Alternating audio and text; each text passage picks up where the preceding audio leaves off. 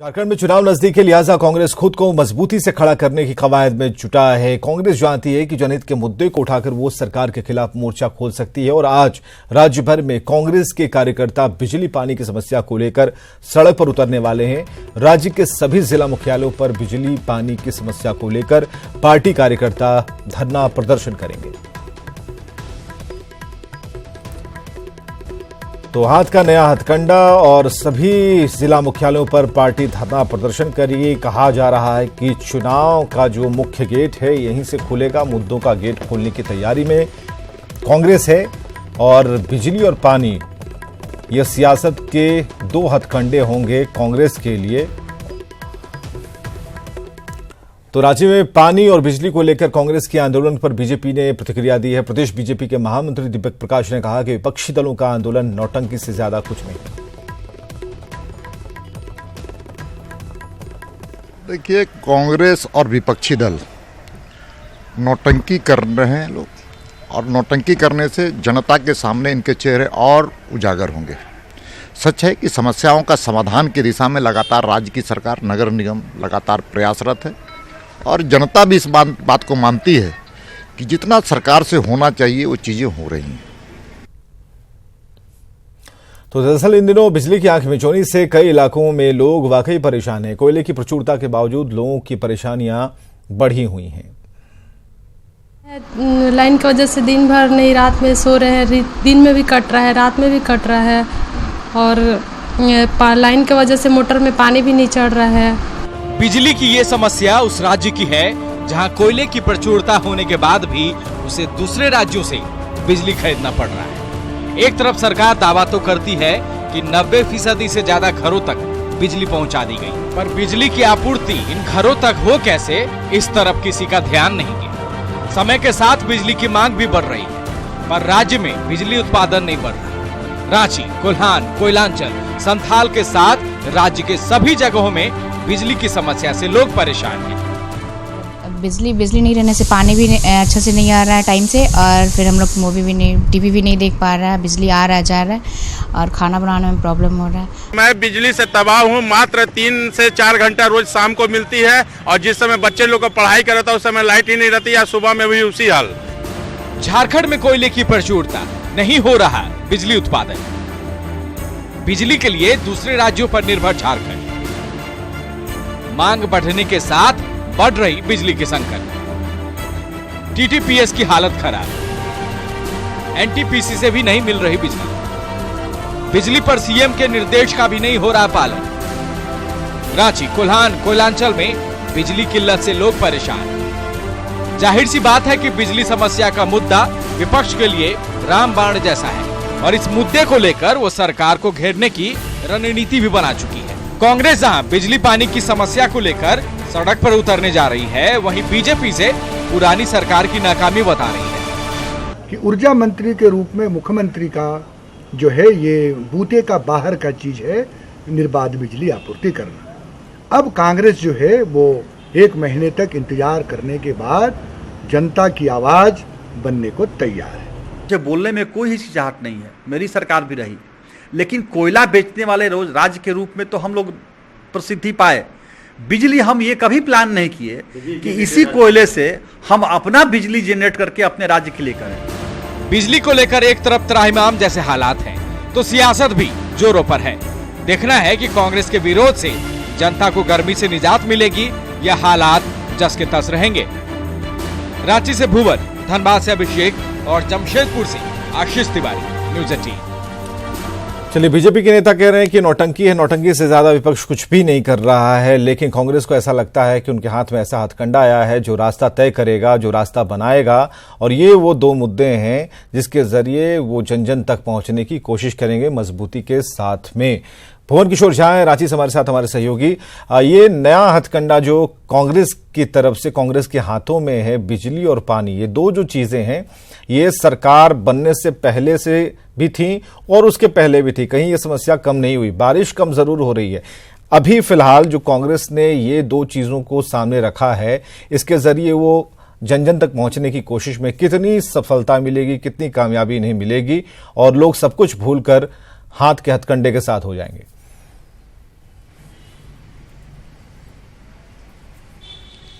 देखिए विवेक, जो मुद्दे कांग्रेस के द्वारा चुने गए हैं, खास करके जो बिजली और पानी की समस्या, कहीं ना कहीं राज्य में जरूर इसको लेकर के गर्मी के मौसम में हर वर्ष ये परेशानी होती है लोगों की। लेकिन जो चुनाव परिणाम आए लोकसभा के, उसके बाद कांग्रेस में जो हताशा थी, जो निराशा थी, वो अब कहीं ना कहीं दूर होती हुई दिख रही है। और 1 महीने के बाद कांग्रेस एक बार फिर जगी है और ये मानना है कांग्रेस नेताओं का कि इन जन समस्याओं को सामने लाने के बगैर वो जनता के बीच अपनी पैठ नहीं बना सकते हैं। कुछ इसी उद्देश्य के साथ आज पूरे राज्य भर में बिजली और पानी की समस्या को लेकर के कांग्रेसी सड़कों पे उतरेंगे और डीसी को ज्ञापन सौंपेंगे। ये भले ही राजनीतिक एजेंडा माना जा सकता है, चूंकि विधानसभा चुनाव है सामने और उसको लेकर के कांग्रेस सड़कों पे उतरने जा रही है। लेकिन एक जो बिजली की जो किल्लत जो देखने को मिली और गर्मी के मौसम में जो लोग परेशान हुए या पानी की जो संकट थी, तो उसको कहीं ना कहीं कांग्रेस इसको भुनाने की कोशिश में है। हालांकि कितना सफल हो पाती है वो तो वक्त ही बताएगा। लेकिन जो राज्य भर के हर जिलों में आज प्रदर्शन होनी है, डीसी के समक्ष में ज्ञापन सौंपे जाने हैं, तो कहीं ना कहीं कांग्रेस के लोगों को उम्मीद है कि इसके जरिए वो जनता के बीच अपनी पैठ बनाने में वो जरूर सफल होंगे। अब देखना होगा, करीब 12 बजे के करीब में जैसे राजधानी रांची की यदि बात करें तो डीसी कार्यालय के समक्ष कांग्रेस भवन से जुलूस के शक्ल में लोग निकलेंगे और बाकायदा डीसी को ज्ञापन भी सौंपेंगे। कुछ इसी तरह से राज्य के अन्य जिलों में भी कांग्रेसी सड़कों पे उतरेंगे और ज्ञापन के माध्यम से सरकार को ये जताने की कोशिश करेंगे कि कांग्रेस अभी भी आंदोलन करने को उतारू है और जनता के बीच वो इसके जरिए पहुंचने की कोशिश। ठीक है, एक ग्राउंड रिपोर्ट वाली बात ये कि ठीक है, इस बार मौसम वैज्ञानिक कह रहे हैं कि 90% जो है बारिश इस बार होगी, झमाझम बारिश होगी और जो कुएं तालाब जो सूख चुके हैं वो सारे भर जाएंगे, सब कुछ बेहतर हो जाएगा। लेकिन बात जो है वो सप्लाई वाटर की है और बिजली व्यवस्था की है।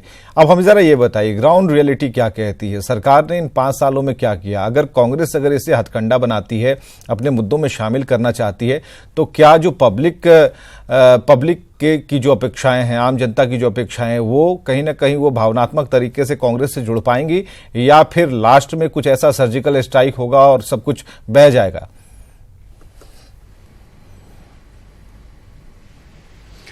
देखिए विवेक, ये एक ऐसा मुद्दा है जिससे सभी लोग जूझते हैं, चाहे अपार्टमेंट में रहने वाले लोग हों या झुग्गी झोपड़ी में जो गुजर बसर करते हैं वो लोग हों।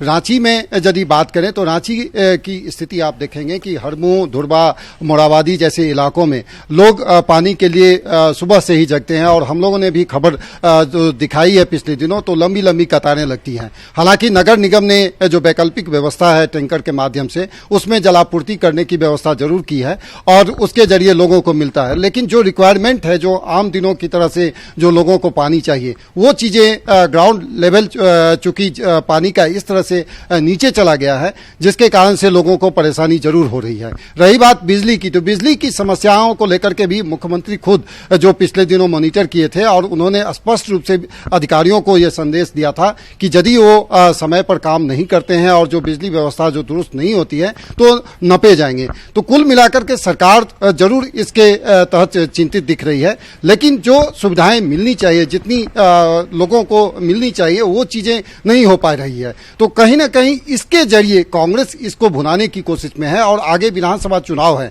तो ये एक बहुत बड़ा एजेंडा कांग्रेस के हाथों में कह सकते हैं जो मिली है और इसके जरिए वो चाहती है कि जनता के बीच पैठ बनाए। अब देखना होगा कि जनता इसको किस रूप से लेती है। कांग्रेस का ये जो एजेंडा है और जिस तरह से वो आंदोलन के मूड में है, आज वो कितना सफल हो पाता है। लेकिन जो प्लानिंग होती है कांग्रेस में, सबसे कमी ये रही है विवेक कि प्लानिंग बहुत अच्छी बनती है, लेकिन वो जब जमीनी हकीकत, जब धरातल पर आंदोलन का मूड होता है, जब नेता वहां पर पहुंचते हैं, तो वो इम्पैक्ट नहीं बना पाते हैं जो जनता के बीच में पहुंचनी चाहिए। हम 12 बजे तक का इंतजार करते हैं और ये सच्चाई भी पता चल पाएगी। चलिए, सीएम रघुवर दास आज प्रोजेक्ट भवन में उज्ज्वला योजना की समीक्षा करने वाले हैं और इससे लेकर प्रोजेक्ट भवन में 11:30 बजे से बैठक शुरू होगी। बैठक में 20 सूत्री और जिला एवं प्रखंड अध्यक्ष शामिल होंगे। इस बैठक में उज्ज्वला योजना के संबंध में लाभुकों को योजना का लाभ देने पर चर्चाएं होंगी। और चलिए, राजेश कुमार हमारे साथ, हमारे सहयोगी राजेश। आज समीक्षात्मक बैठक भी होगी और सबसे बड़ी बात कि उज्ज्वला योजना के संबंध में लाभुकों को तक योजना की कितनी पहुंच है, इस बात पर मुख्यमंत्री फीडबैक लेने वाले हैं। क्या अभी क्या तैयारियां हैं और क्या उसके पॉइंट्स बना लिए गए हैं?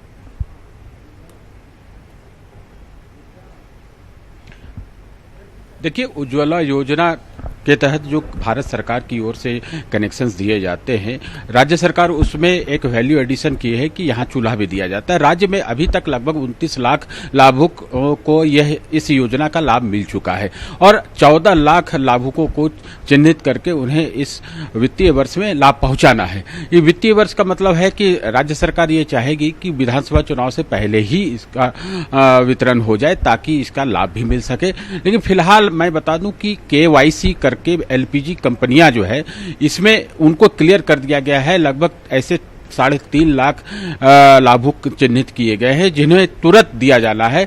तो मुख्यमंत्री का ये कंसर्न है कि जो चिन्हित कर लिए गए हैं, जो लाभुक पहचान करा लिए गए हैं, जिनकी KYC क्लियर हो गई है, उन्हें तत्काल इस योजना का लाभ दिया जाए। राज्य सरकार ने यह भी तय किया है, अभी विचाराधीन है ये बात, कि एक और सिलेंडर दिया जाए, क्योंकि सरकार को ये फीडबैक है कि जो गरीब लोग हैं, चूंकि इसके लाभुक गरीब ही हैं अधिकांशतः परिवार, और उनमें से रिफिलिंग की समस्या उत्पन्न हो रही है। तो 2 सिलेंडर रहेंगे तो वो इसके रिफिलिंग एक करते चले जाएंगे, तो जिससे इसका लाभ मिलेगा। अभी इस पर फैसला नहीं हुआ है, लेकिन राज्य सरकार इस पर गंभीर है। मुख्यमंत्री ने पिछले दिनों इसके संकेत भी दिए थे। तो मोटे तौर पर देखें 29 लाख परिवारों को अभी इस योजना का लाभ मिल रहा है। सरकार ये जानना चाहती है प्रखंड स्तर पर जो 20 सूत्री के अध्यक्ष होते हैं और जिला स्तर पर जो अध्यक्ष होते हैं, उनके माध्यम से कि इन योजनाओं का लाभ किस प्रकार से लिया जा रहा है, क्योंकि योजनाओं का लाभ सरकार को देना चाहती है तो उसका फायदा सत्ता में रहने वाले दल को मिलता है, ये स्पष्ट है। और सरकार यह चाहती भी है कि जो योजनाएं हैं वो पूरी तरह से मिले, लेकिन कुछ समस्याएं हैं, कई जगहों पर शिकायतें मिलती रहती है। उज्ज्वला योजना के तहत मैंने भी कई जगह ग्राउंड रियलिटी में देखा है कि कुछ परिवार सिलेंडर तो ले लिए हैं लेकिन रिफिलिंग नहीं करा पा रहे, यानी दूसरा सिलेंडर लेने में उन्हें समस्या है, क्योंकि लगभग 800-850 रुपये रिफिलिंग में लगते हैं। तो एक मुश्त 800-850 रुपये उनके पास नहीं होते, जिस कारण से गैस चूल्हे रख दिए गए हैं और फिर वो लकड़ी चुन कर ही खाना बना रहे हैं। तो सरकार ये चाहती है कि ऐसी समस्या उत्पन्न ना हो, इसलिए दूसरे सिलेंडर पर विचार किया जाए और कोई एक रास्ता निकाला जाए ताकि लाभुकों को इस तरह की जो योजना का लाभ है, मूल रूप से लाभ है कि वो लकड़ी या जंगल जाकर लकड़ी इकट्ठा करके उसे न जलाए, क्योंकि धुआं से स्वास्थ्य पर भी असर पड़ता है, और योजना का मुकम्मल लाभ मिले और स्वच्छता का भी उसमें वातावरण रहे, क्योंकि जो गृहिणियां हैं उनके स्वास्थ्य पर विपरीत असर पड़ती है, जो अब तक के जलावन के माध्यम से वो खाना बनाती रही है। इसलिए योजना का लाभ इन लाभुकों को इस प्रकार से मिले ताकि वो रिफिलिंग। रांची से डॉक्टर श्यामा प्रसाद मुखर्जी विश्वविद्यालय की पहल झारखंड से छात्रों के पलायन रोकने की तरफ एक बेहतर कदम है। DSP-MU की ओर से 16 नए कोर्स की शुरुआत किए जाने से छात्रों में खुशी है। झारखंड के वैसे छात्र जिन्हें वोकेशनल कोर्स करने में रुचि है, उनके लिए डॉक्टर श्यामा प्रसाद मुखर्जी विश्वविद्यालय बेहतर विकल्प बन गया है। DSP-MU में अब 16 वैसे नए कोर्स की शुरुआत होने वाली है, जिनके लिए छात्रों को दूसरे राज्यों की तरफ पलायन करना पड़ता था। विश्वविद्यालय में मानव शास्त्र विभाग में vocational course, mass communication, fine arts, public administration, music में सर्टिफिकेट कोर्स आदि की शुरुआत होने वाली है। कोर्स के लिए टीचर फिलहाल संविदा और गेस्ट फैकल्टी के रूप में होंगे। बाद में JPSC से अस्थायी शिक्षकों को लिया जाएगा। डॉक्टर श्यामा प्रसाद मुखर्जी विश्वविद्यालय, यहाँ पर कई एक नया कोर्सेज शुरू किए जा रहे हैं, अलग अलग डिपार्टमेंट की ओर से। तो इस तरह से हम देखते हैं कि कई एक हमको लगता है सब मिला जुला के 16-17 वोकेशनल जो कोर्स हैं। DSP-MU में नए कोर्स की शुरुआत होने से छात्रों में खुशी है। इनका मानना है कि DSP-MU में नए कोर्स की शुरुआत होने से वोकेशनल कोर्स करने बाहर जाने वाले छात्रों का पलायन रुकेगा। जैसे कि माना जाता है कि रांची में बहुत सारे ऐसे कोर्सेज हैं जो नहीं उपलब्ध हैं, बहुत स्कूलों में, बहुत कॉलेजेस में, बट यहाँ पे है। वोकेशनल कोर्सेज हैं, स्टडी है, काफ़ी बेहतरीन स्टडी होती है यहाँ पे। तो विद्यार्थियों के लिए बहुत अच्छे से बात है कि उनको एक प्लेटफॉर्म मिला है, एक विश्वविद्यालय मिला है जहाँ पे एक ही परिसर में बहुत सारे कोर्सों की पढ़ाई एक साथ हो रही है। तो हम छात्रों के लिए बहुत ही खुशी की बात है और विश्वविद्यालय की यह पहल बहुत सकारात्मक है। रांची विश्वविद्यालय से अलग होकर नया विश्वविद्यालय बनने वाली डॉक्टर श्यामा प्रसाद मुखर्जी विश्वविद्यालय की कोशिश है कि यहाँ पर जल्द ही PG स्तर की अन्य पढ़ाई भी शुरू की जाए। अजय लाल, न्यूज़ 18, रांची।